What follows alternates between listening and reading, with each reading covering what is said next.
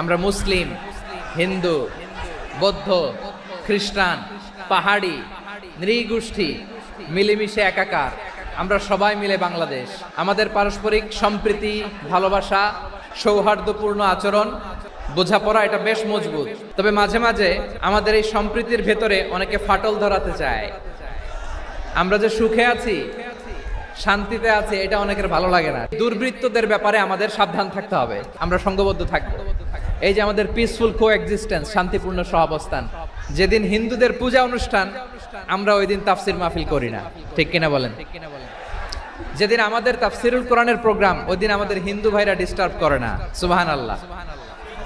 হিন্দুদের পূজা অনুষ্ঠানে আইন শৃঙ্খলা বাহিনীর পাশাপাশি মাদ্রাসার ছাত্ররা যে সেখানে পাহারা দেয়। গোটা পৃথিবীতে এই দৃষ্টান্ত আপনি পাবেন। রব্বুল আলামিন বলেন, গোলাম ও আমার ইমানদার বান্দারা, শোনো শোনো, লা তাসুবুল্লাযীনা ইয়াদউনা মিন দুনিল্লাহ ফায়াসুবুল্লাহা আদওয়াম বিগাইরি ইলম। ও আমার বিশ্বাসী বান্দারা, যারা আল্লাহকে ব্যতি রেখে দেব দেবীর পূজা করে, তোমরা খবরদার তাদের গালি দিও না। যদি ওই দেবতাদেরকে গালি দাও, তাহলে ভুলবশত, শত্রুতাবশত তারা তোমাদের রব আল্লাহকে গালি দেবে, ঠিক কিনা? কোন ধর্মকে ছোট করা যাবে না। অন্য ধর্মকে ছোট করা মানে ইসলামকে ছোট করা। আর অন্য ধর্মের দেবতাকে যদি আপনি গালি দেন, ওরা ইসলাম থেকে দূরে সরে যাবে।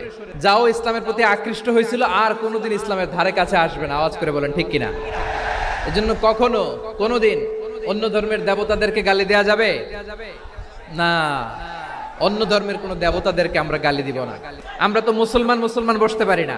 আমরা দুই মুসলিম ভাই একসাথে বসে চা খেতে পারি না, গল্প করতে পারি না। বিষ্ণু ইসলাম মুশরিকদের সাথে ট্রিটি করেছেন হুদাইবিয়ার সন্ধি। এটাকে বলে সুলহে Hudaybiyyah, the peace agreement of Hudaybiyyah, শান্তি চুক্তি। মদিনায় যে বিষ্ণু ইসলাম মদিনা চার্টার করলেন, মদিনা সনদ। যে ওয়েস্টে, ইউরোপে, আমেরিকাতে তারা অনেক চার্টার করে, এই সব চার্টার মদিনা চার্টার থেকে কপি করা। আওয়াজ করে পড়েন সুবহানাল্লাহ।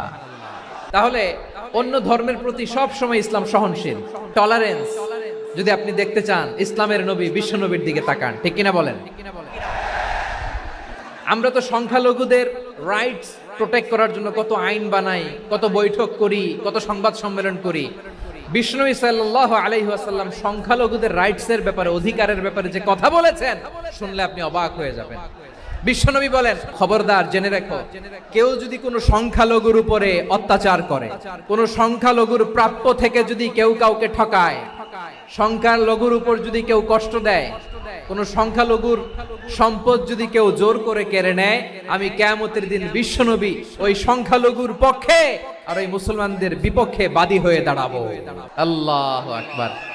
আপনি নামাজি, আপনি মুসল্লি, আপনি হাজী সাহেব, তাহাজ্জুদ পড়তে পড়তে কপালে দাগ ফেলে দিছেন। আপনার প্রতিবেশী হিন্দু, ভাবছেন আমার তো পাওয়ার আছে, ওর জমিটা দখল করি। বিশ্বনবী বলেন, কিয়ামতের দিন ওই হিন্দুর পক্ষে তোর বিরুদ্ধে আমি বাদী হয়ে দাঁড়াবো। এখানেই শেষ না। বিষ্ণু ইসলাম আপনার অমুসলিম প্রতিবেশীর সাথে ভালো আচরণ করতে বলেছে। হিন্দু যদি আপনার প্রতিবেশী হয়, কি করবেন? ওরে কষ্ট দিবেন নাকি? কেন? ও তো হিন্দু, ও তো আমার আল্লাহরে ডাকে না, ওরে কষ্ট দিলে জায়েজ হবে না? খবরদার। বিষ্ণু ইসলাম বলেন, মান কানা ইউমিনু বিল্লাহ ওয়াল ইয়াউমিল আখির ফালিউকরিম জারাহ। যে আল্লাহ বিশ্বাস করে আর আখিরাতে বিশ্বাস করে, সেজন্য প্রতিবেশীর সাথে ভালো আচরণ করে। সুবহানাল্লাহ। প্রতিবেশী আস্তিক হোক নাস্তিক হোক, প্রতিবেশী মুসলিম হোক অমুসলিম হোক, যান, অসুস্থ হইলে একটু আপেল নিয়ে যান, আঙ্গুর নিয়ে যান, কমলা নিয়ে যান, তাদের সাথে ভালো আচরণ করেন। ইসলামের বিউটি দেখে, সৌন্দর্য দেখে অবাক হবে। নসিব ভালো হলে কোনোদিন কালিমা পড়ে মুসলমান হয়ে যাবে। ইসলাম অমুসলিম মাতা পিতার সাথেও ভালো আচরণ করতে বলেছে। মাতা পিতা যদি অমুসলিম হয়, তারা ফেলে দিতে পারবেন? অনেক হিন্দু ছেলে আমাদের হাতে শাহাদা পড়ে মুসলিম হয়, কিন্তু ওর মা মুসলমান হয় নাই, বাবাও হয় নাই। এরকম আছে না নাই? ওয়াকাদা রাব্বুকা আল্লা তা'বুদু ইল্লা ইয়্যাহ ওয়া বিল ওয়ালিদাইনি ইহসানা। আল্লাহ বলে, অবধারিত দুইটা ভার্ডিক্ট তোমাদের জন্য, এক আল্লাহর ইবাদত করবা আর মা বাবার প্রতি ইহসান করবা। মা বাবার প্রতি ইহসান করতে হবে। আমার মা হিন্দু হোক, ভালো আচরণ করতে হবে, বৌদ্ধ হোক, ভালো আচরণ করতে হবে। আরে তুমি এখন মুসলিম, তোমার মা বাবা হিন্দু, এখনই তো সুযোগ ইসলামের সৌন্দর্য দেখানো। এখন মা বাবা যদি দেখে, আরে এটা হিন্দু থাকতে তো বদমাইশ ছিল, বেয়াদব ছিল, কি এমন ধর্ম সে গ্রহণ করলো যেটা গ্রহণের সাথে সাথে সে পাল্টে গেল। নসিব ভালো হলে তারাও কালিমা পড়ে মুসলমান হয়ে যাবে। ইসলাম কি ন্যারো মাইন্ডেড রিলিজিয়ান না ব্রড মাইন্ডেড? কতটা ব্রড মাইন্ডেড দেখেন, বিশ্বনবী সাল্লাল্লাহু আলাইহি সাল্লাম অমুসলিমরা যদি নবীকে উপহার দিত, ওই উপহারও বিশ্বনবী গ্রহণ করতেন। সুবহানাল্লাহ পড়েন। সপ্তম হিজরিতে বিষ্ণু ইসলাম সব সুপার পাওয়ারের কাছে চিঠি দিলেন, রোমান সম্রাটের কাছে, পারস্য অধিপতির কাছে, মিশরের অধিপতির কাছে, সবার কাছে চিঠি লিখলেন। চিঠির ভাষা ছিল এরকম, মিন মুহাম্মাদিন রাসূলিল্লাহ ইলা মুকাওকিস আযীমিল কিবত। মুহাম্মদ রাসূলুল্লাহর পক্ষ থেকে মিশরের বাদশার কাছে, আসলিম তাসলাম, ইসলাম মানো শান্তিতে থাকবা, সালামুন আলা মান ইত্তাবা আল হুদা, শান্তি তার জন্য যে হেদায়েতের অনুসরণ করে। সুবহানাল্লাহ পড়েন। তো এই চিঠি অনেকে ভালোভাবে রিসিভ করেছে, অনেকে এই চিঠি পাওয়ার পরে নবীর কাছে আবার ইন রিটার্ন উপহার পাঠিয়েছে। তাহলে অমুসলিম কেউ যদি আপনাকে উপহার দেয়, হালাল উপহার হলে আপনি গ্রহণ করতে পারবেন। শুধু তাই নয়, বিষ্ণু ইসলাম অমুসলিমদের সাথে আর্থিক লেনদেনও করেছেন, ফিনান্সিয়াল ডিলিং করেছেন। অমুসলিমদের সাথে প্রয়োজনে আপনি ফিনান্সিয়াল ডিলিং করতে পারবেন।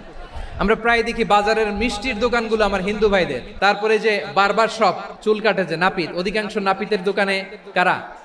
আমার হিন্দু ভাইরা। তা আপনি চুল কাটতে পারবেন কিনা? পারবেন। তার দোকান থেকে দই মিষ্টি কিনতে পারবেন কিনা? পারবেন। শুধু তাই নয়, ইন কেস অফ ইমার্জেন্সি, প্রয়োজনে ইসলামের খাতিরে, ইসলামকে সামনের দিকে এগিয়ে নিয়ে যাওয়ার জন্য অমুসলিমদের সাপোর্ট নেওয়া জায়েজ আছে। সুবহানাল্লাহ বলেন। অমুসলিমদের সাপোর্ট নেয়া, তাদের থেকে অর্থ নেয়া, পলিটিক্যাল সাপোর্ট, পলিটিক্যাল অ্যাসাইলাম নেওয়া জায়েজ আছে। আমাদের অনেক বিশ্ববরেণ্য দায়ীরা আমেরিকায় অস্থায়ীভাবে অ্যাসাইলাম নিয়ে থাকে, নিজের দেশে গেলে ফাঁসিতে ঝুলাই দিবে। যুগ যুগ ধরে দায়ীদের উপর এরকম অত্যাচার আর নির্যাতন আছে না নাই? এটা যে জায়েজ আছে তার প্রমাণ স্বয়ং বিশ্বনবী সাল্লাল্লাহু আলাইহি ওয়াসাল্লাম পলিটিক্যাল সাপোর্ট নিয়েছিলেন অমুসলিমদের কাছ থেকে। বিশাল মরুপথ, পাহাড়ি পথ পাড়ি দিয়ে তায়েফের মরুজমিনে গেলেন কোরআনের দাওয়াত নিয়ে, ঈমানের দাওয়াত নিয়ে। কিন্তু তায়েফের লোকেরা বিশ্বনবীর দাওয়াতকে শুধু প্রত্যাখ্যান করেই থামে নাই, তারা বিশ্বনবীর সাথে অত্যন্ত খারাপ আচরণ করেছে। প্রিয় ভাইরা, তায়েফের ছেলেরা নবীকে রক্তাক্ত করলো। আমার নবী কই যাবে? কই যাবে? মক্কায় জায়গা নাই, তায়েফে জায়গা নাই। তায়েফ থেকে ভারাক্রান্ত মন নিয়ে আমার নবী মক্কায় ফিরে আসলেন। বিশ্বনবী মক্কায় ঢুকতে পারেন না। মক্কার মরুভূমির দিকে তাকিয়ে, উপত্যকার দিকে তাকিয়ে বিশ্বনবী ধা ধা করে কাঁদেন, ঝরঝর করে। নবীর চেহারা মোবারক থেকে চোখের পানিগুলো বেয়ে বেয়ে পড়ে।